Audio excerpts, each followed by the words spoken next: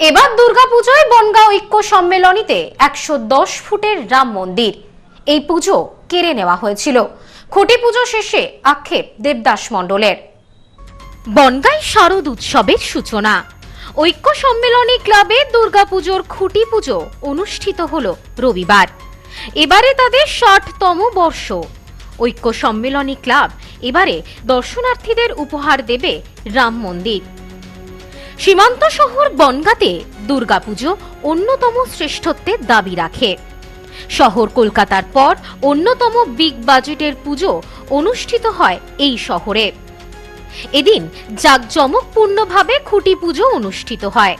উপস্থিত ছিলেন বনগাঁর সাংসদ তথা কেন্দ্রীয় মন্ত্রী শান্তনু ঠাকুর, বাগদার বিধায়িকা সোমা ঠাকুর, গাইঘাটার বিধায়ক সুব্রত ঠাকুর, বনগাঁ দক্ষিণের বিধায়ক স্বপন মজুমদার সহ অন্যান্যরা। খুব ভালো লাগছে। ঐক্য সম্মেলনের এই খুঁটি পুজোনে আমি প্রতিবার আসি, এবারও এলাম।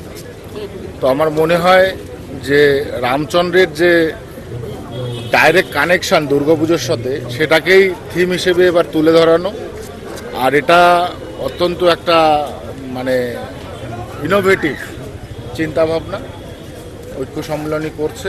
তাদেরকে ধন্যবাদ জানাবো এবং তাদের পুজোর মাধ্যমে বাঙালির ঐক্য, সংস্কৃতি সমস্ত কিছু যাতে মানুষের কাছে বিস্তার লাভ ঘটে সেটারও চিন্তা ভাবনা। এবারে দুর্গোৎসব কি একটু অন্যরকম বিগত বছরের তুলনায়?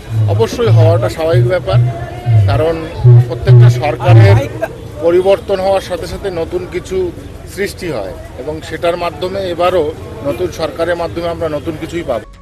মঞ্চে বক্তব্য রাখতে গিয়ে বিগত দিনের কথা তুলে ধরেন ক্লাবের অন্যতম সদস্য দেবদাস মণ্ডল। তিনি বলেন, এই পুজো বনগাঁর মানুষের প্রাণের পুজো, অথচ 2018 সালে আমাদের পুজো কেড়ে নেওয়া হয়েছিল, ক্লাব কেড়ে নেওয়া হয়েছিল। কে কেড়ে নিয়েছিল সেটা সকলেই জানে, তার শাস্তি হবে। পাশাপাশি তার সংযোজন এবছরের আলোকসজ্জা চন্দননগর থেকে আনা হচ্ছে, যা দর্শকদের মুগ্ধ করবে। বনগাঁর মানুষের প্রাণের পুজো আপনারা জানেন, কেড়ে নিয়েছিল একবার এই পুজো, জানেন তো? এই পুজো ক্লাব সবই কেড়ে নিয়েছিল। এখানকার পুজো আজকে 60 বছরের পূজা, 18 সালে এই পুজোটা জোর করে কেড়ে নেওয়া হয়। যে কেড়ে নিয়েছিল আপনারা সকলেই জানেন। বাইরে থাকবে না, সে নিশ্চিন্তে থাকুন। অনেকে ধরে বেড়াচ্ছে বাইরে থাকবে না। এই পুজোর জন্য বহু মানুষ বনগাঁতে আসে। সেই বিগত দিনে যে সরকার দুর্গাপুজো করতে দিত না, বিগত দিনে যে সরকার সরস্বতী পুজো করতে দিত না, এই বাংলায় আমরা দেখেছি কালী ঠাকুরকে পিছন ভ্যানে তুলেছে। তারই অবসান আপনারা ঘটিয়েছেন, বাংলার মানুষ ঘটিয়েছে। এখন বনগাঁর মানুষ, বাগদার মানুষ, বনগাঁ দক্ষিণ, গাইঘাটা প্রত্যেকটা জায়গায় আজকে ভারতীয় জনতা পার্টির বিধায়করা হয়েছে, মঞ্চে ভূমিষ্ঠ আছেন সকলেই। আগামী যে থিম মতিগঞ্জ ঐক্য সম্মেলনী ক্লাবের, দীর্ঘদিনের আমাদের ইচ্ছা ছিল যে ভগবান শ্রী রামচন্দ্রের রাম মন্দির করব। তো এবার হবে, রাম মন্দির হবে এবং দেখার মতোই রাম মন্দির হবে। গোটা মণ্ডপ প্রায় 110 ফুটের ওপর।